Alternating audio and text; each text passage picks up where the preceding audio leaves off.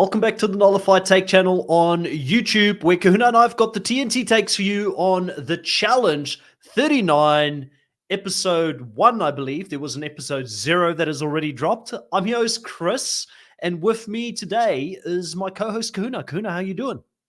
Very good, Chris. I'm doing well, man. I'm excited for a new season. I know we literally just came off USA season 2.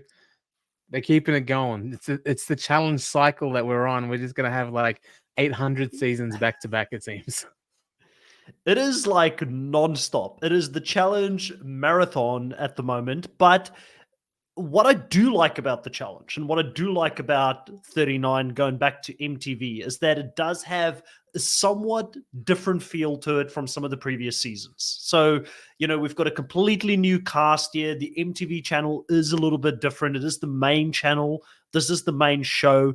Did you get that feeling as well? Like maybe something good's cooking up for us here this season with 39. There's so many new rookies, people that have played the game before that maybe would be classed as veterans, but none of them have won the actual show yet. So it gives a freshness to it as well. And it just gives you a different vibe overall, I feel like, compared to USA 2 and World Championship and also the Australian season that we covered here on the channel. Like there are times where we really disagree on some things, and there are sometimes we're just like on the same vibe, man. Yeah. Because I 100% agree with you. When you said freshness about it, I like as soon as I saw the whole cast standing on the stage in episode 0, actually, I was like, this is a younger cast, like across the board. Like when you take out the vets, you drop the age average considerably. By a They're decade. yeah, I mean, across the board, they're a very attractive cast. Some of them, they're messy. Like for the people that like this season coming into it online, there was a bit of flack. Like people weren't really excited by the casting choices, right? But when I look at it and like it gives me like old school challenge. Like they're young, they're good looking, they don't give a shit about anything else. They just want to have fun and like they're here to play, and they don't have the veteran leadership and what wisdom and all that sort of thing. It does All the feel like a baggage. little bit, yeah, or the baggage. It feels a little bit like fresh old challenge times. You know what I mean? Where anything could potentially happen. You don't know who's going to be the best. You don't know what's going to play out here, and it's just kind of fascinating to see. Yeah, I totally agree with you. And it really started off. I know that we're not going to really be covering Challenge 39 episode 0 that much in this specific recap, but it kind of gave me a little bit of a different feel right from the start when we start off with TJ in his garage, taking us to his gym, giving these phone calls to contenders, and then they've got this really cool intro package with them and their stats of what they've done before coming into the season. Yeah. I really enjoyed it right off the bat, to be honest with you. Even that episode 0 being so different, getting them to have like their phones with them as they're going to the airport, recording their experience, getting onto the challenge. Even episode 0 was a hit, in my opinion. Yeah, absolutely. And like I said, that whole vibe of newness to them, like they're like, excited for their first day at school kind of thing. Like it felt, you know what I mean? They're all super excited to be there. They're not kind of jaded by the experience. And even the veteran ones, probably with the exception of Michelle, like Big T and Melissa, even though they've done a few seasons, they've taken a break. You know what I mean? They've been away for a while, so everything is kind of fresh. And when I was watching it, I don't know if this is the cynical like TV viewer in me, but like I said, when I look it's a much younger cast, very good looking. I don't know if this is producer based or the contestant driven, but their clothes were very skimpy across the board. There's a lot of flesh showing, and I was like, I wonder if the producers see the writing in the wall that maybe we can't watch these people go till they're 50. We need new blood. We need to I've been start saying it for a long hyping time, people up. Kahuna. Yeah, I feel like I've been saying it before it became a popular thing, and maybe it I still isn't know. a I wonder if popular they're thing. catching on finally. You know what I mean? Because I like the idea of getting these people a season of their own without the looming presence of the icons of the game. I agree, and like I said, I've been on that buzz for such a long time, and you know, obviously I need to point out we normally do these podcasts live, and we always have the live chat going on in the background, and we'll have some people that are diehard challenge fans point out that the game was built on these legends, and we all understand that. We respect the legends. It's great to see growth, but I love the freshness of it. I agree with you. The clothes, it just seemed to fit a little bit tighter as well. There's good-looking girls all around, and good-looking guys for those that are into the guys as well. Don't want to exclude them. I love the peach color as well. I don't know. It's Yeah, such a yeah, different vibe to different. it. That's unique. It's unique, and Yeah, I'm very high on it. And for those that normally watch us live, I know you're going to be disappointed that this one isn't live. A lot of it has to do with the fact that my schedule is super tight, and it's not. Don't blame Kahuna for this one. It's all Chris. I'll take all the smoke in regards to us pre-recording. We will be pre-recording quite a bit of episodes for the first part of the season. And I'll continue to do Survivor live on my weekends in that specific time slot because it still fits in for now. But when Survivor finishes, this show will move into Survivor's slot and to that live slot. And the challenge is going to go on for a lot longer. We know 39 is a marathon. It's going to go on a lot longer than what Survivor will go on for. So as soon as that happens, we'll be back doing the lives with everyone. But for now, we're going to pre-record so we can at least cover 39 because I didn't want to miss out on it like I did with 38. And yeah, I'm excited to talk about it. It's going to be a bit of a different vibe. But yeah, overall, great start. Love the whole thing that they had everybody standing up on the stage. They're all kind of rookies to the show. And without that leadership, without that direction of veterans in the game, they didn't know what to do. And they're looking at the camera crew. The camera crew is looking at them, and they're like, "Stay quiet, don't tell them anything." And it takes Kylan to kind of make the first move. We've spoken about him. He gets a lot of hatred sometimes for how he played Big Brother, but like I've said, I don't know Big Brother that much, and I think he said some controversial things, but he's on the spectrum. So it kind of makes sense that maybe he says tone-deaf things sometimes and he doesn't mean it, And because he's on the spectrum, he looks at the game differently. He looks at numbers differently and decisions, and it took someone to think outside of the box to finally move. I'd love to know, Kahuna, how long they were out there. Like, how many hours were they just standing there doing the standoff? Because how long would you have stayed up there, Kuna? I feel like I would have made a move pretty quickly. Like, how petrified are they of these casting directors? yeah, that's the thing. I was watching and going, I don't know if this says that they are inexperienced to realize that something's going on, or maybe they're just all of them are like veteran reality TV people, and they listen to production. They don't want to stuff anything up. They know that there's shooting schedules, and like I wonder, like, you know what I mean? Is it that they were too dumb to realize they're actually in the game, or they're actually very good workers and they know how to abide by what production says? It's kind Scared of if a two-edged sword there. they're probably scared if they step out of line, they don't get the call back for season 40. They're like, Yeah. oh, no, we need to be seen as team players. We're not going to step out of line. But they finally figure it out. They finally work together to get their cots out there in the arena, and they all sleep on it. Next morning, this is where the episode starts. We get TJ walking in to the arena like a boss. Michelle gives him a little bit of sass, saying, "We've been waiting for 11 hours, bro." She says, as they're waiting there. And then, it kind of gets to the point where we get explained what this season is going to be about. It's going to be Battle of the New Champion.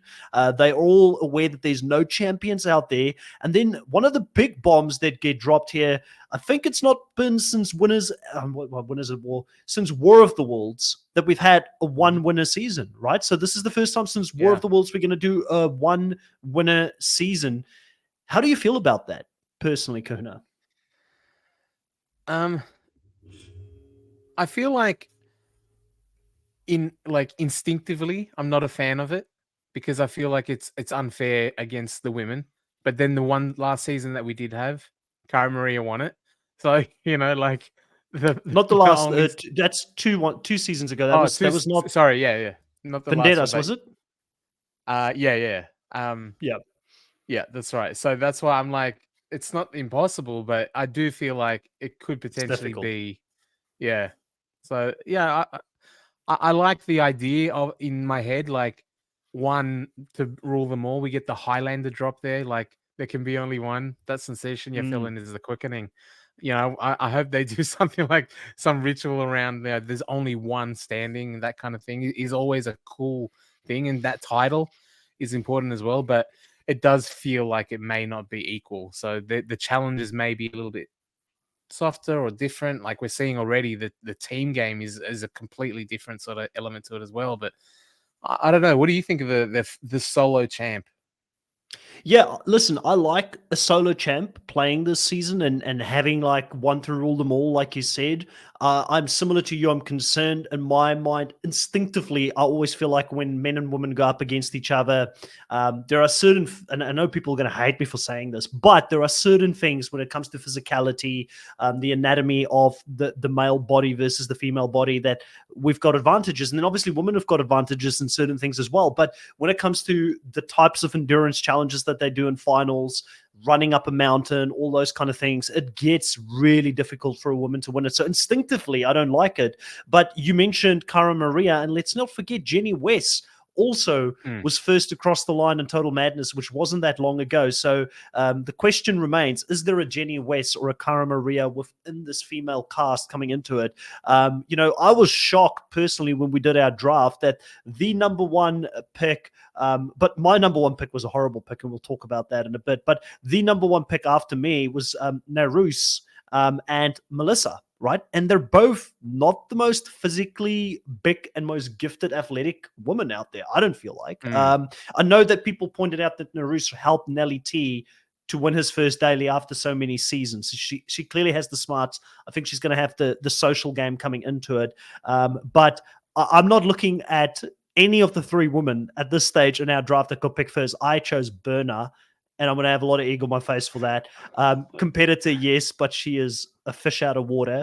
And then Naruse and Melissa was in that first category. So if you're looking at Jenny West and you're looking at Cara Maria, I just don't think any of those three women really live up to that of going into the season. No, I mean, I think the closest as far as physicality goes would probably be an Olivia or Mariah. And I agree with Mariah and Olivia. I don't think anyone's on Jenny West scale. Like, you know what I mean? Like no one's really pushing that size, but and that strength. But yeah, like across the board though, like I like the cast. Like obviously there are weaker elements of there, but there seems to be a pretty even spread, and I'm not seeing any dominant like going they're a clear favorite or anything, or clearly they're going to run over the rest of the cast. It looks like it could be a really good battle all season long. Yeah, no, I do agree. Now, the other thing that gets sort of explained to us here, and this is something that, yeah, I personally am high on it, but I'd love to know your thoughts. We've got the three levels in the game. It's going to be control, which is going to be a phase to earn money in, chaos, which is going to be a phase where they move into fight and protect the money, and then conquest, where they may even earn more money. So it's going to be a bonus segment. They start off on $300,000. Emmanuel thinks it's life-changing money, but Melissa's not that impressed by it, which I found really funny. She's like, come on, TJ, where's the real money at? Because they've gotten used to it being $1 million, $500,000 a piece when it comes to a normal season. Obviously, having one winner, saving that budget for season 40 is high up on the agenda. Yeah. But what do you think about the concept of control, chaos, and conquest? Did you like it? Because it's different, and I kind of like it so far, but we haven't seen the next two sections play out yet. Yeah, like there's definitely positives to it. I do like I see what they're doing as well. Like the chance to actually build money means that it's a chance for them to save more money. That the prize pool will be even less and less as the game goes on potentially. So that's a clever move from Bun and Murray. I appreciate that. Yeah, like I'm for it. I don't know what the fighting to keep. I think that maybe that's where the champs come in, or I'm not sure. Like everything is so kind of new. I wasn't able to put forward a thought, like a theory. I was just like, okay, I'm in. Like I don't know what's happening next, but I want to find out. You know what I mean? Do you kind of feel like you're like one of the challengers as DJ's telling it to you, and you're like, oh shit, like this is a completely different game. I've got to adapt to it. And how I see it, I love it because Control, one massive team. We've never seen that play out on the challenge before. No. Like, how do they work together? And then how do they determine if they win or lose who the weak link was? And if they do win, Does it mean that no one goes into the arena, or does someone still go in? Like, who was preventing you, or what basis do you vote on if they do win? Yeah. Like, that's unanswered. But I've got a feeling, based on the schedule, they're going to have to vote someone in every single episode, right? Even if they do win as a team. It's 24 people in the show, man. It's a big cast with champs to come as well. You know what I mean? Like, 100%, 100%. yeah, And your I agree draft with you. went for 8 hours the other day. It was a big draft. It was 2.5 hours. I think it's the longest I've ever done a draft on this channel, but it was a lot of fun. And we will look briefly at the draft towards the end. I don't have points yet for it. That's the downside in doing it early this week. I want to try and get points more and more into our podcast this season, so people can follow along on how we're doing in the draft. Or if I can't get it into the podcast, I want to start putting it out in the community tab here on the YouTube page, so people can see how we did, and we can always discuss it as we get deeper into the season. But I agree with you on the chaos section. I think that's the point where, I mean, what would be more fun if you're a champion and you're coming into a season where you've got nothing to lose? There'd be nothing more fun than coming in there to steal money from other people. Like, that would be the way to do it. So I feel like chaos is where it's going to happen. And then conquest is probably going to be towards the end. It's probably going to be like when they kind of do like a big purge, or get people out. I don't know what the format's going to be. We haven't seen it play out in its totality, but it's fun to see a fresh concept being used. TJ does drop a little hint at the end, though, that a second and third place finish would still give you some sort of a reward, but he doesn't say how much money that is. Don't know if you picked that up. I didn't remember that, but I mean, that might be answering the fans again, like our Bun and Murray listening, because people were saying that by eliminating second and third prize, it facilitated the deals that if I come in like we've seen first prize winners giving second and third money to make up for it. And I don't think it's up to the contestants to do that. It should be up to the show. They deserve it for going that far. So yeah, I like it. It's a good move by them. And I think they heard the feedback that it's why we saw the deals being made and people, getting to the finals together, because they know they're going to get money from their friends. So, yeah. Now we do go into, straight after this, we go into our first daily, which is called Hole Control. Out on the fields, they've got this big hole that they have to run into, which, it starts pouring down with rain at this point as well, which would have made it even more slippery being in that hole. It was like a water hole almost. And they have these massive tubes that are part of puzzle pieces that weigh 50 pounds each that they have to lift out of this wall, and they've got to get people over the wall to run a distance and actually put these, it's like cylinders that they have to put in and basically figure out this big puzzle, which is going to spell out the challenge, right? And who would have thought coming into the season, taking main stage right off the bat is, none other than the Challenge Australia finalist, Kieran, comes up with a strategy.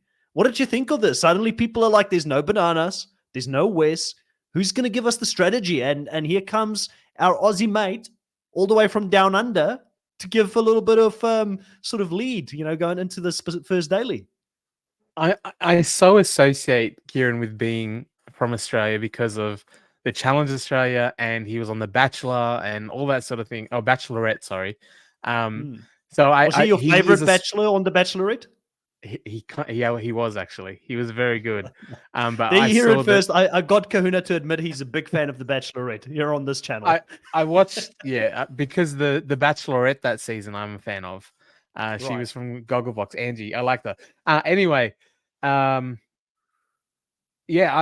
associate him with being Aussie because that's where I know him from. But I forget that he's actually from the UK. And when Big T said, I've got these connections with all the UK boys, and it flashed him, I was like, hey, that's not cool. He's Aussie. And then I was like, oh, that's right. But I loved it. I like Kieran. I like I said, I was a fan of him from The Bachelorette. I was a fan of him on the Challenge Australia. And the fact that he was in the army and said, I've done these walls, I know how to get people over them. It was a great thing. Take center stage, man. Like, they don't know you, they don't know who you are. I don't think TJ even knows who. Oh no, TJ wouldn't know who he is. Like, you know what I mean? Like, no one knows who this guy is. So yeah, step out there and show him what you got. And I think he came up with a great strategy. He led it properly. You know what I mean? Like, he did well. It's a physical, difficult task. I agree. And who knew he had, like, we knew that he was a boxer and all that, but who knew he was in the military before? He had some experience in Mm. regards to doing this challenge in the military. They had a strategy on how they were going to lift certain people up and they were going to pull everybody up. And they made sure there was going to be some of the most physically strong guys to get up there first as well, to do a lot of the heavy lifting. And from memory, it was Ed, Asaf, and Chauncey. They were the first three up there. They were there from the start to pull everybody up. But during all of this, Berna comes from like nowhere and she's like trying to insert herself in the conversation and is like, oh, these boys don't listen to my experience as an acrobat. You know, I've got a lot to add here. Like, I've got to be honest, man. Berna kind of infuriated me a little bit in this episode. I was like, why did I choose this girl again? Like, I remember the competitive spirit and thinking she's a powerhouse. But man, if there was ever like someone that embodied main character syndrome ever on a show, it's this. Like, this whole episode felt like she thought she was the main character going out there. I mean, she didn't get the bed she wanted. Like, there was a lot going wrong for Berna too. Jeez. Yeah, I was surprised. All I I was was shocked thinking, because Kahuna, was confessional points. As long as she's in confessional drama points in the draft, just bring it. he's got his She eye on ain't the winning. prize, this guy. That's for sure. She thought. But she ain't winning.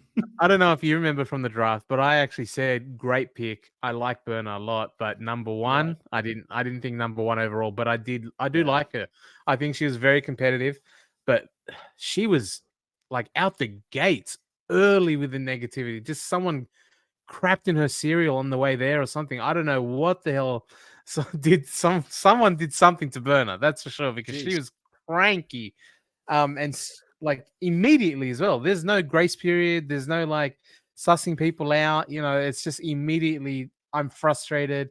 Like even the confessionals leading up to that, I know it's recorded after the fact. She was like, Yeah. I hope this is a solo game because I don't trust any of these people. They're all idiots, blah, blah, blah. And then boom, team game. So good editing there.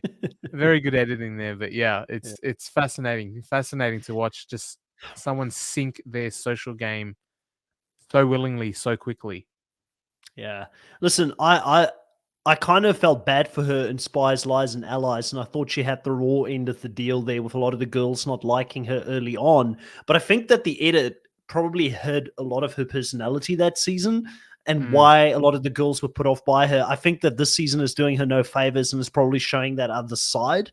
But yeah, that was interesting to see early on. Obviously, you know, Huey there is also, you know, he's there to help her try get through it, to try and calm her down, but there's no calming down Berna while she's in the pit. She's infuriated even when she's down there, all the way running to do the puzzle. I don't think was adding too much value on that. Outside of that, I think like the biggest sort of interesting part was how they struggled to get Kieran and Jay out of the pit at the end. It really showed you how difficult that challenge was, right? Because of anyone, you think Jay would probably run up there himself, you know what I mean? And Kieran certainly seems capable. So it did emphasize how hard it was and why it was so close as far as timing to get out. So yeah, absolutely. How would you have felt, Kuna? You're out there in the pit, you're getting out of it, you know, you've been busting your ass trying to get this thing to work, and the men were all working really well together there. And you get to the puzzle and you see that there is just nothing happening with the women all talking over each other, everybody trying to take lead. Like, you could see it clearly in Kieran's face, I felt like, and Emmanuel's face. Emmanuel actually probably said it as well. It's like, we've just busted our asses here. And what is happening with the puzzle? Because that was an absolute shit show. I mean, it was, but like it was a hard puzzle though, right? Like 50-pound poles that you have to pick up and move. It's not like a slide puzzle. Like that's a difficult physical puzzle. And I felt like because they're tubes as well, they're not on a flat surface. You have to actually line up 360 wise right, otherwise you can't see it. Like I thought it was a really difficult puzzle, and good on the challenge people. We praise the challenge people for how they innovate. This is the first time they've done these big team ones, and I thought the level of difficulty and physicality is here, like very high. We talked about how USA is probably not like All Stars physicality versus main show versus USA. This showed like it was super hard. So I thought I liked it. It was really good. Yeah, I think that you bring up a valid point. It was heavy to move around. It was only a 10-minute time that they had to do it in as well. So I don't know if they had tested it beforehand, if they kind of proved out that it could be done. I think the rain made it so much more difficult getting out of the pit, moving those cylinders as well. I think being slippery and things like that with Mm. the weight, and then a lot of the girls are not like the biggest girls out there. We very early on get Jessica feeling insecure about it as well. The other challenger from Australia, and she talks about the fact that she's not the most physically big girl, and that maybe she stood out as someone that didn't pull a weight. But immediately when they don't get it, Corey throws like a bit of sass out there, and Corey is like, well, at least we got our bit done, And I was like, oh, here we go, Corey. Here we go. This is why you're back, mate. Bring the sauce. Let's play the blame game. I love Corey. He's looking good too. He's got the hair, the braids going on. Like he's feeling himself. And Yeah. how high was he picked? Because I think he's looking good this Ooh. season. Yeah, let's have a look. I think it was who did pick Corey at the end? Oh, it was a Chantel pick. So there was actually, if we discount the fact that Chantel took a risk on a champ early on, and she picked CT, it's actually her first male pick of the season, which I think is a good pick. I really do think, and he's bringing the confessionals as well, and he's going to bring the strategy. There was a lot of strategy talk from Corey this episode that I think, as we get deeper into the episode, we'll bring some of that up. But he was taking aim at a few people specifically, and it was interesting because one of those people were Big T, and Big T is someone that he sees as a strategic force in the game, someone that can be running it from the shadows. And I think that a lot of people use this as an opportunity to paint a bit of a target on Big T, Jessica, and also Melissa very early on as some of the smaller girls who maybe struggled a little bit out there with the physical aspect of this daily. Yeah, and I'm not sure I understand the strategy because TJ made a big deal of the fact that there's going to be one champion, right? Yep. Who do you want to run against? Jessica? Yeah. You know what I mean? Like, even the men, like even Corey, like he should be trying to take out as many men as possible, unless you're trying to keep them to build the pot. If that's really the thing at the moment, or do you want to be able to beat people at the end? You need to be taking out the Horacio now, as opposed to Jessica. Keep her. Like, let's keep her all the way to the end. There's only one champion. Like, you're not keeping strong women to partner up with. You're keeping weak women to run against, right? Like that's the thing. They should all, and Big T got it right. Like Corey's actually smart by picking out Big T, saying we should target the men because we're going to get run over, and they're just not seeing it. I don't understand why. No, 100%. And I think that that's probably one of the reasons the men stuck together, because the men felt like they did their job, and they felt like the women were the sort of they were easy to blame after the puzzle didn't get completed. Let me just put it that way. So they wanted to go in that direction. I do think that it is at the moment a men versus women game, and I feel like we're probably going to see that play out a little bit over the next couple of votes. Like, I wouldn't be surprised if we see another one or two rounds with women going in instead of the men going in immediately here, because they've just lost the number. And Big T's tried to prevent that. She's tried to prevent them from losing numbers. But when they go to the deliberation, and I know we're skipping ahead a little bit, I thought it was very evident that the men and women were going up against each other this season. And it's strange how it sort of rolled out that way. Like just automatically, naturally, like it's something inbuilt within us or something. Yeah. I mean, also, by the way, I want to point out for the people that were not impressed by this cast this season, the men versus women, does that not give like old challenge vibes? Like it's very kind of old mentality, like the way the challenge used to be.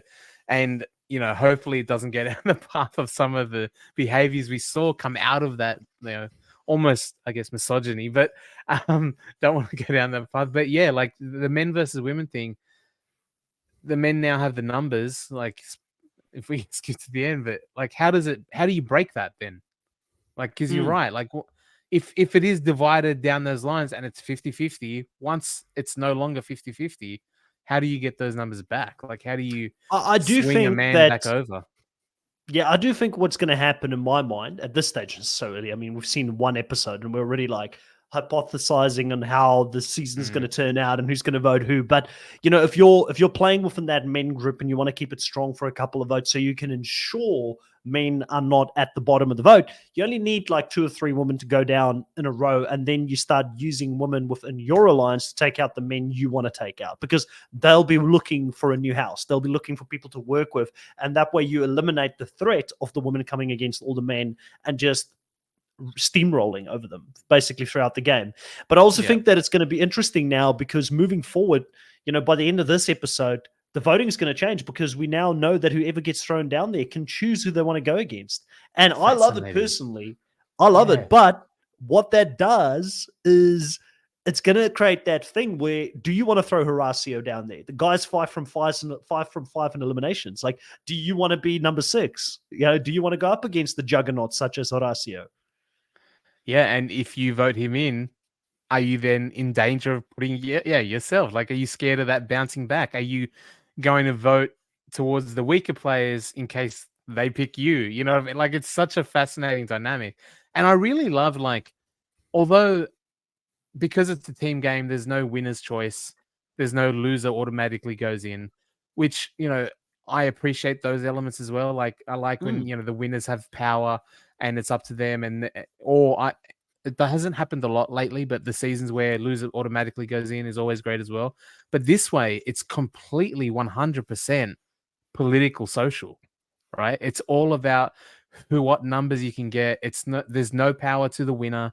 There's nothing like that. It's just who can I rally to vote my way in front of people's faces as well. And that's such a fascinating concept, the way it's going to play out now that the loser or the person who goes in picks their opponent as well. Like, how do you navigate that? It's really fun.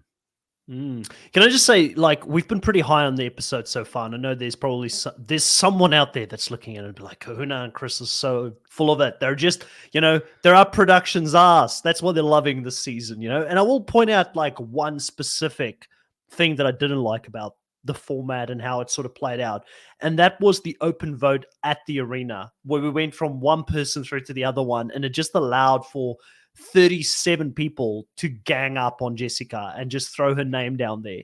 Um, I don't know. There's something about it that just seems boring, and it's too easy for people to hide behind a vote, right? As soon as they see 2, 3 people do it, I mean, what was Horacio thinking? What was he thinking? Putting a vote on Big T, right? The only one. He's Yeah. like, I'm my own man. I'm going to do what I'm going to do. I love Horacio. And once again, man, oh man, Berna is my number one pick for the season for the women. Horacio is my number one pick for the guys. This is not a death blow yet. Like he's not out. Like, I mean, because the guy's got game and he can back it up, but he's clearly not the sharpest tool in the shed when it comes to strategy. No. No, I mean, as far as I'll just vote. I'll just said what they said. Callum literally said, "Well, because she said Jessica, I'm going to say Jessica." Like, he actually admitted it, and they left it in the edit. Mm, Like, it is a flawed part of the game, but like I said, I wonder now, knowing that the person down there can actually pick. Like, do you not follow suit and actually pick someone else so that the person down on the floor, if Horacio is down on the floor, like, if mm, Horacio is potentially going to go down, do I say Horacio's name or do I say someone else's name so Horacio doesn't pick me?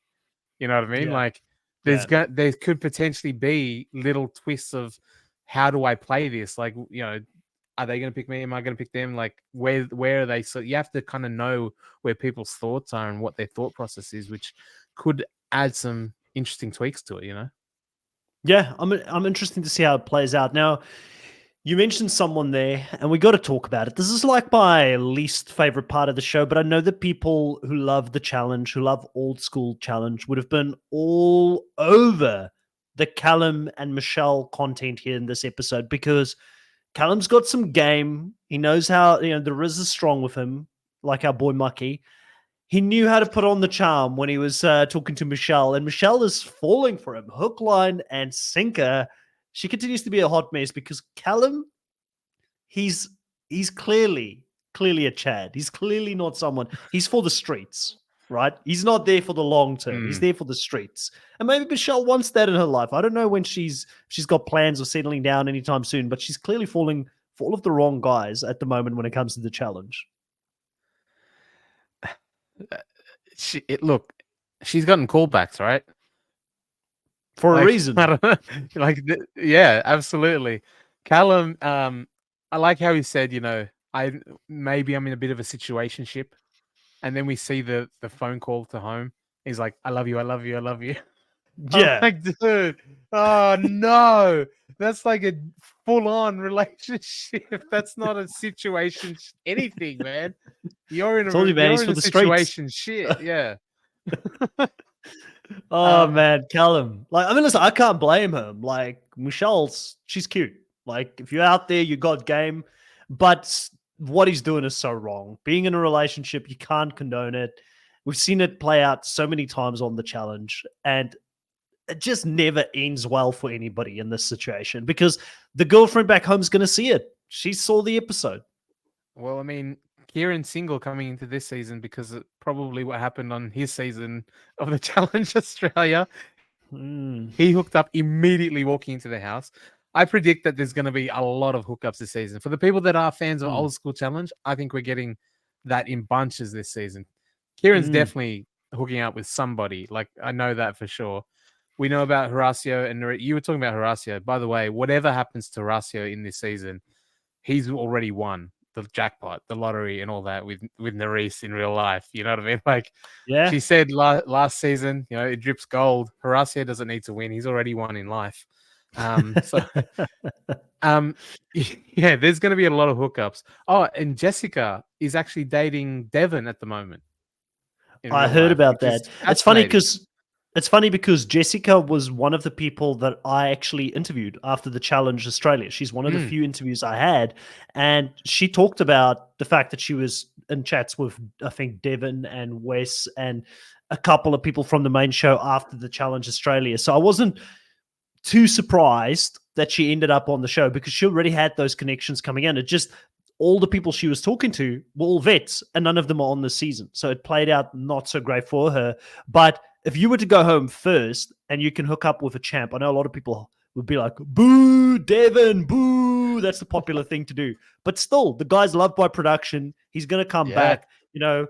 Jessica, again, she's got her eyes on the prize. She's like, if I hook up with Devon, he's a champion. He gets regular callbacks. Clearly, production loves him. I'll probably get another shot in the future. Like, I think even TJ said at the end, hope to see you again, Jessica. So quick. He was quick with that. Again, he does not know who she is, right? He didn't watch Challenge Australia. He's got nothing to do with it. And yeah, like after one episode, just that, he said, I really hope I see you again. Like, did she deserve that after this episode? No. I thought this was I thought in the Challenge Australia, she showed a lot of heart. Me too. I liked her. She did pretty well on the challenges, but she came across as very weak on this episode. Like, even in the deliberation, when she was like basically telling them, I don't care about the money. Like, I'm just here and don't want to go home early. And I'm like, what are you doing? Like, you're just like digging and digging and digging that grave. She wasn't even on anybody's radar coming into that. Zero, put the shovel down, Jessica. Like what? Because I just want to start out by saying I'm really bad. Like, I have no shot at anything. I suck. Like, that. I appreciate honesty, but like, why there and then? Like, in deliberations kind of thing. Like, and everybody's like, who is this girl that's talking? Okay, put the spotlight on yourself. Like, she came in, you know how in reality TV they always have like the occupation of the person, and she was like Instagram model coming into this season. Next season, she's coming in occupation, grave digger. She's a grave digger. She's digging her own grave out there on the show. I'm telling you straight up, man, it was not good. Who is this person? And she's just spilling her guts. Like, I don't even know who you are. Like, it was so random.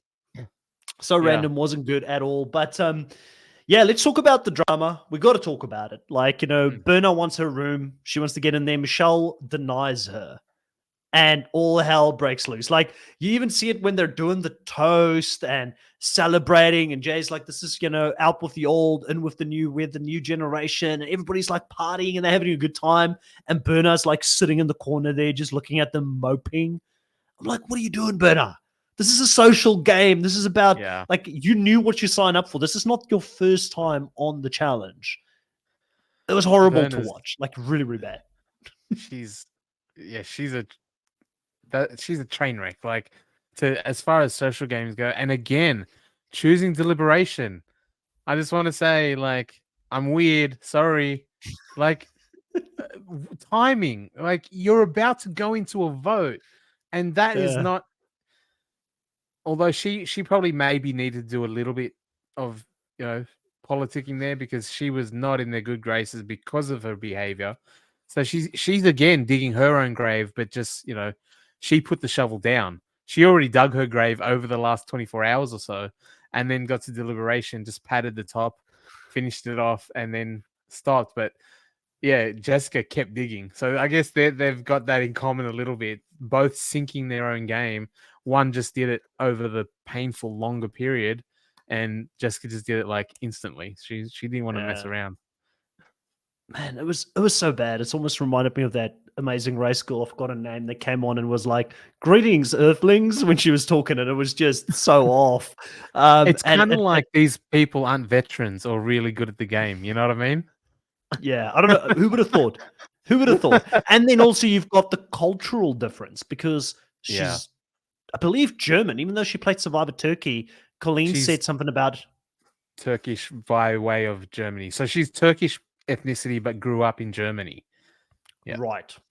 Gotcha. Because that's why So Huey was Colleen, saying, I yeah, felt like a thing because I was a gypsy in Ireland. right, So had difficult childhoods, and he related to Berna on that regard. So I appreciate that. right. She's always a fish out of the water, and this maybe just sort of intensified that feeling,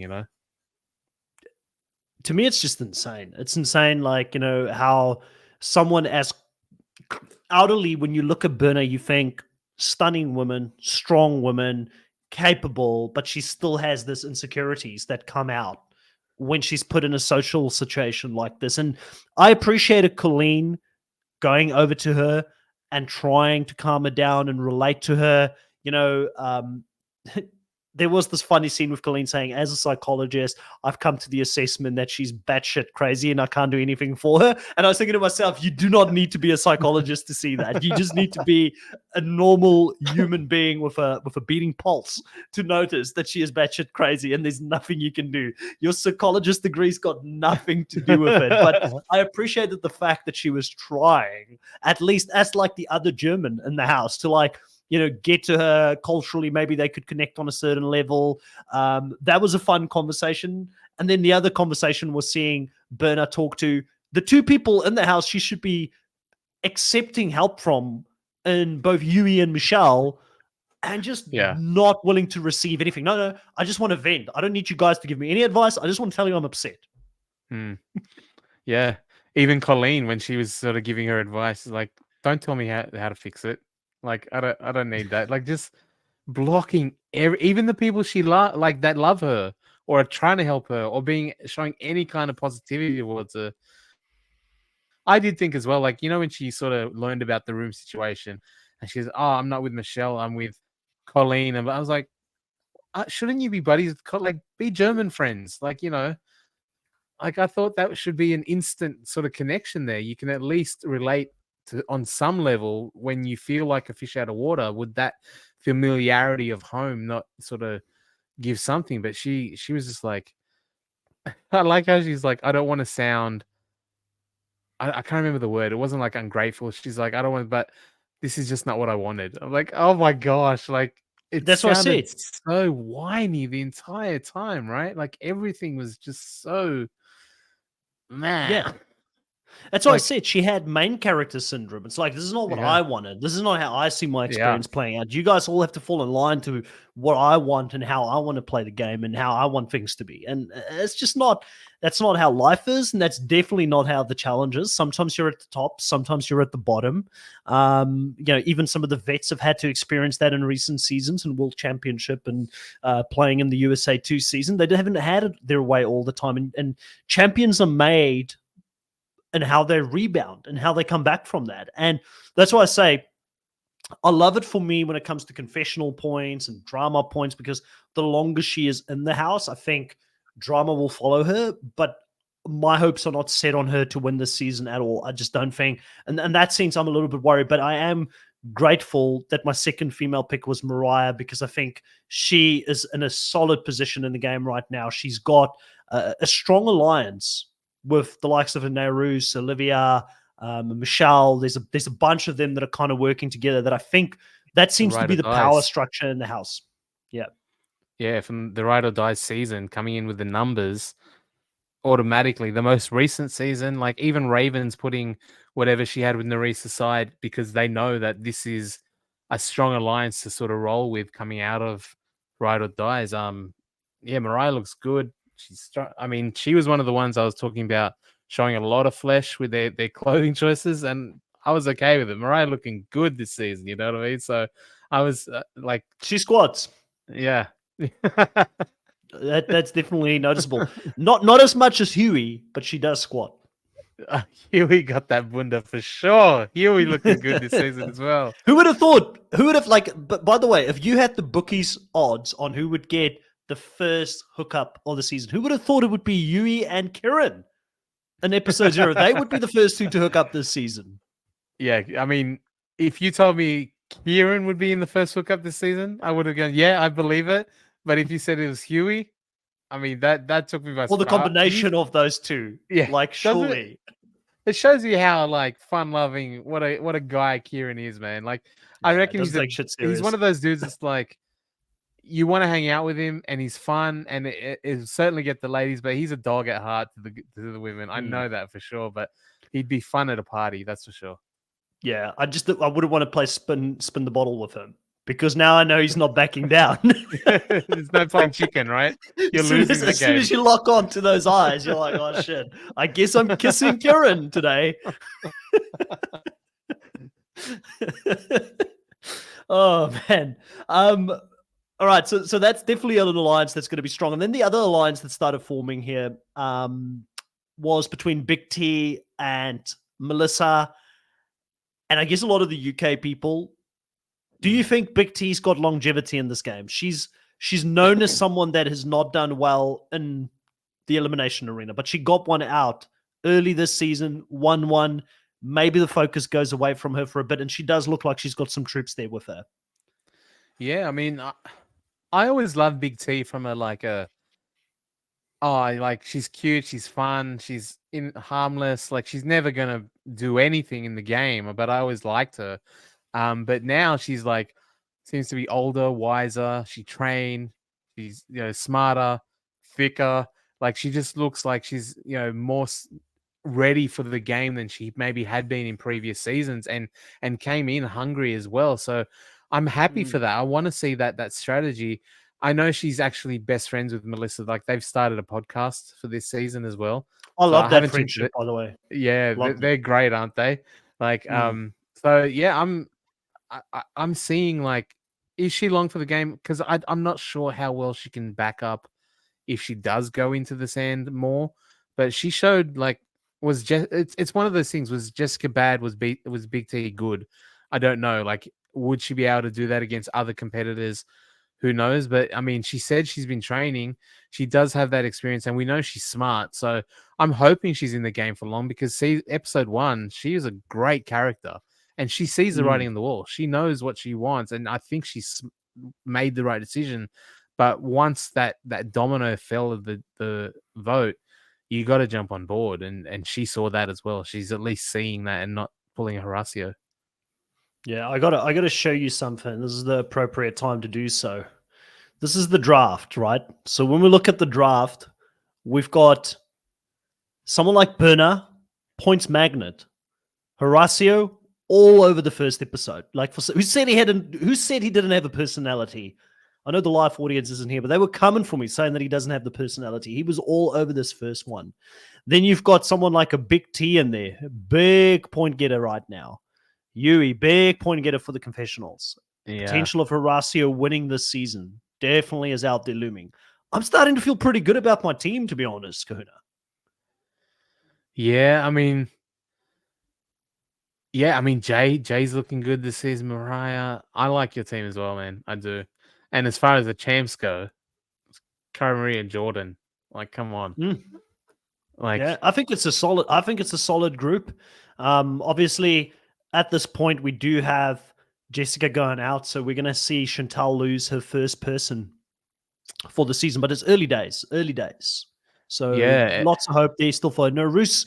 Probably the one at the moment that's standing out the most in her team from a confessional standpoint. Michelle, Messi Showmancers, that's going to be good. Corey's doing pretty decent. She's got a solid team as well. Yeah. Looking at it, yeah, it's hard to decide who's gonna win out in this season, to be honest. Like I said, because everyone looks kind of even at the moment, right? Like Big T's obviously getting a bit of shine, early, but she could potentially go out if she's already got a target painted on her back. And the way the challenge is, you vote someone in, you just keep doing it, kind of thing. So maybe now Horacio's made that first cut. Everyone will just go, well, Big Horacio said Big T, so next time we'll do Big T. Who knows? But yeah, like I thought in the challenge, like she looked good. Like she looked really good. Or maybe Jessica looked bad. I don't know, because Ed made that comment about how Jessica looked like she's just doing the Sunday cleaning or something. But what did you think of the challenge though? The elimination, sorry. And I think it's one of those ones where production thought it would be a pretty good spectacle and it was probably a lot of fun to participate in. But I do feel like it fell a little bit flat for me because it was hard to see what they were doing inside of the box and how they were moving the tiles out of the box before they smashed. But I like the idea that they needed to do something to get to the rope, and then it would have been a better payoff if they at some point had to wrestle for the rope to get the. I was going to ask, do you think it actually was just long enough that it would go either way, or was Big T so fast that she got there before Jessica could stop for the tug of war?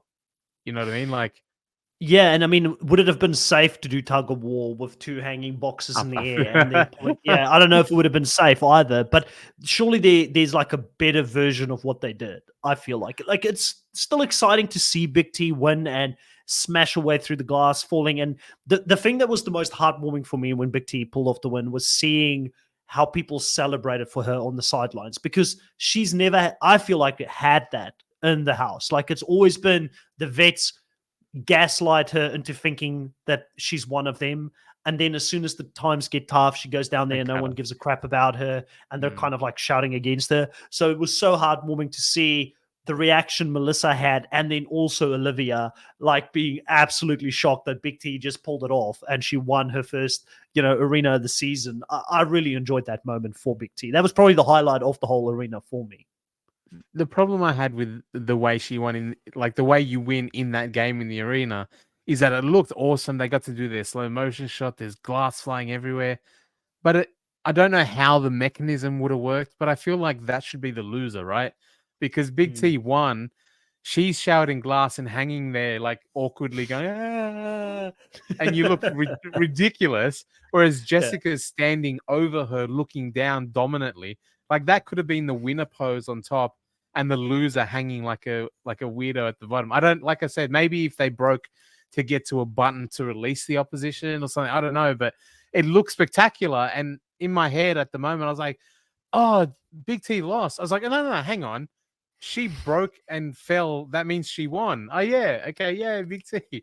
But like the visual in my head said, you went down, you got smashed, you got glass in your face, you lost. But so it felt a bit awkward that way, but it did look good. But you're right. There seemed to be, I like the start that it's a dexterity thing. How quick can you go, right? This is a very different skill to what we see. I'm doing my hands off camera that no one can see. I'm doing this thing. It's a dexterity thing, which is good. But again, camera didn't work, right? It wasn't that great on TV.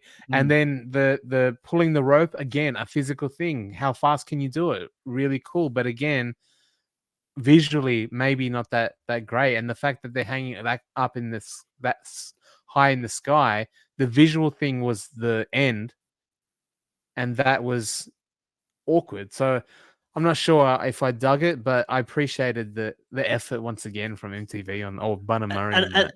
I was just going to add that. I was just going to say the one thing that I would never want production to change is the fact that they keep innovating. They keep Yeah, trying new things. And I love yeah, that. Like, I mean, even if some of it doesn't work or doesn't visually look as good as some tried and tested things that have been done in the past, I would never want the challenge to become Survivor and just yeah, regurgitate the 100%. same challenges over and over again without much innovation because it becomes really stale. So I still give it a solid 7 out of 10. And I'll say just continue to innovate, please. Challenge gods. We know that you're going to get some of it right, you're going to get some of it wrong. But I also wanted to mention before we sort of look at closing this recap, we've seen a lot from the women in regards to the strategy in the first episode. We kind of get the factions that are forming. It's the Big T faction versus the Nehru's faction, and Michelle and Olivia being in that faction as well. Those are probably going to be the two that's going to go head to head at some point. With the boys, it was really hard to gauge where the allegiances lied within this first episode. They were all kind of together, looking like they were all working together towards a common vote to get a female out in the first round. The only kind of allegiance that we saw a little bit about was Asaf and Jay. That's probably like the biggest sort of alliance that came out of it. Do you think that this has some longevity? And how poetic would it be that if these two guys who went head to head in their first season, with one of them going home early, goes to the end and make it to a final together? Like, is that the storyline we need to see? Because I kind of like, I'm a big Jay fan. I don't remember Asaf all that well, but he impressed me in the first episode. I thought he was a lot of fun.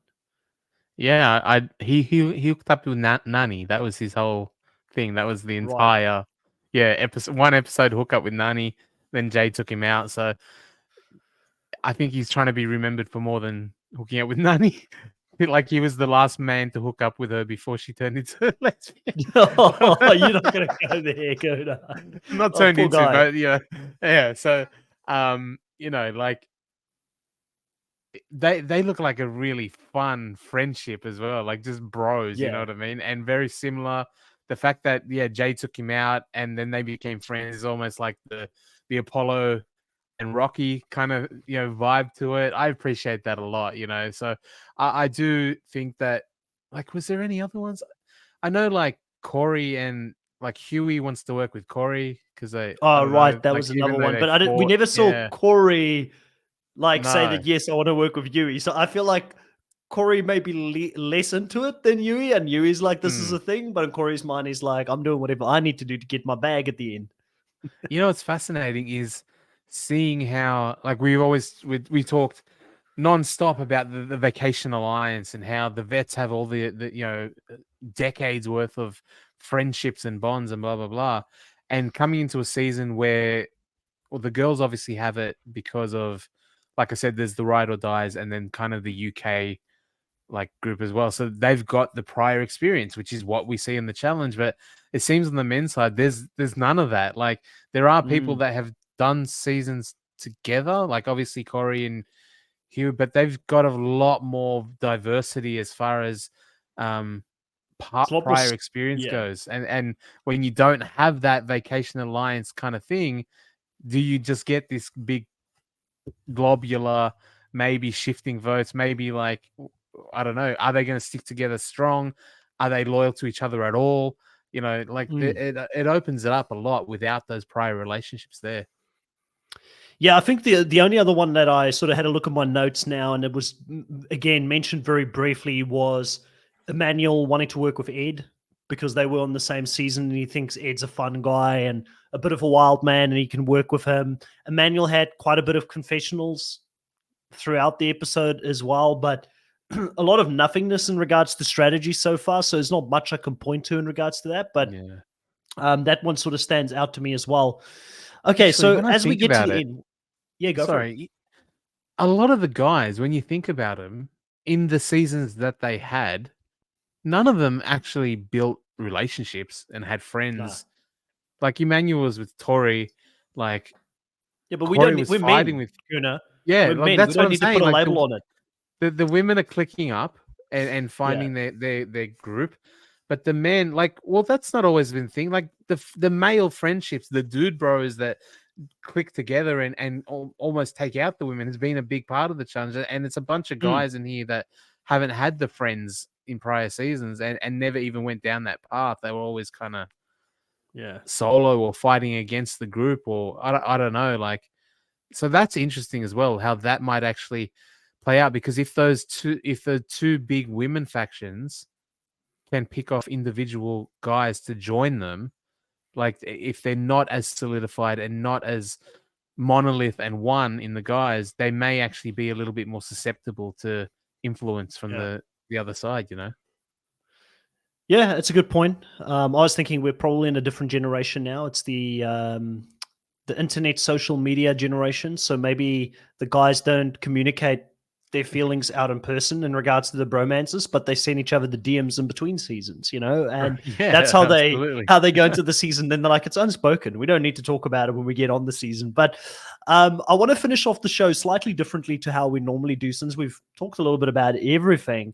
Let's power rank our top three. Who do we think is our top three after the first episode? You don't Oh, have to give like a massive justification for it, but just maybe like a one-liner in regards to why you think they should be in the top three.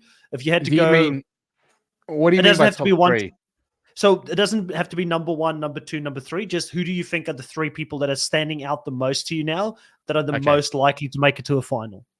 Well, because yeah, like when I was asking for clarification, because there's a difference between who's standing out, but who they're probably not going to go far, right? Right. Like Yeah. Who's I making a think final? yeah, like I think Big T was an MVP of the episode. She had a huge episode. She's calling the shots. She's smart. She's seeing things. She won an elimination. But would you say she's my top three to win a final? She's not. Let's do But I MVP think and top three. I like that. So yeah, shout out to Big T for MVP of the episode. I agree with that. I think it's a good shout out, and well done on getting the dub also out there in the elimination. yeah, absolutely. So yeah, like there are people like that I think are standing out, but are never Mm, going to stand out as a winner's pick or doing necessarily right. well as far as progression goes. But people stand out like Huey stands out all the time. I think Corey's probably a top three for me at the moment. Um, Mm, who else? Based off the episode, it's hard, right? I'm going based off of pedigree and what I know of them in the past. So I have to put Horacio towards there as well, but he didn't do himself any favors this episode, so that feels weird. But again, they it's kept small sample it. size. Yeah, I was gonna say edit wise, they kept showing how he went out in the previous season and how he's back to get the bag. He's back to prove something. So the Mm, storyline's there. Hello, DC storyline. Like it's definitely yeah, there, like redemption yeah, yeah, season. So yeah, I can yeah, see it. yeah. I don't know if Corey's in my top three, but Horacio definitely is. But no shade towards Corey because I can see it happening. I'm just afraid for when people catch on to Corey's game because I don't think he's very subtle about it. Well, we saw. Did you see the preview for next week? What he did in that one? Briefly, but I didn't take down any notes for it. But no, I'm not. If he's in the drama, it wouldn't surprise me. Well, he like it was a weird thing. I don't know if it's because you know how it's the first episode, so I'm not sure if it's next week or it's on this Yep. season of the challenge, right? But Yep. they're all in a group sitting, and he says, "Melissa and Big T, I've been using you to get information. I'm not Yeah, working but I with don't you at think that's all." next episode. That's I feel weird. like that's no. I don't think that's next episode. I think Yeah, that's that'll be later on down the in the track, season. right? Yeah, yeah, yeah. That'll So be a that's a bit of a fun spoiler moment. alert. It could be the salad moment of this season.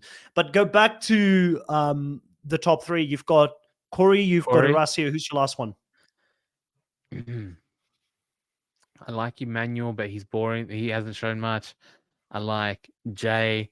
Women's side, I'm gonna put a woman in there just to mix it up. Yep. Olivia, Nerys, Mariah. I'm gonna say Mariah. Great. I'm gonna say Okay. Mariah, I I like think. it. I think Mariah's coming in game ready for this one.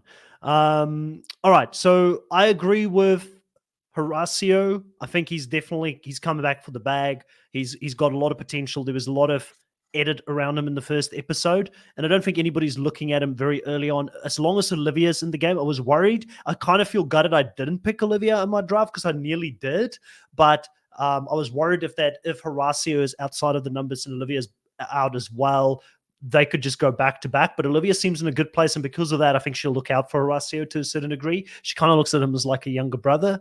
Yeah. I think Jay is coming in strong this season.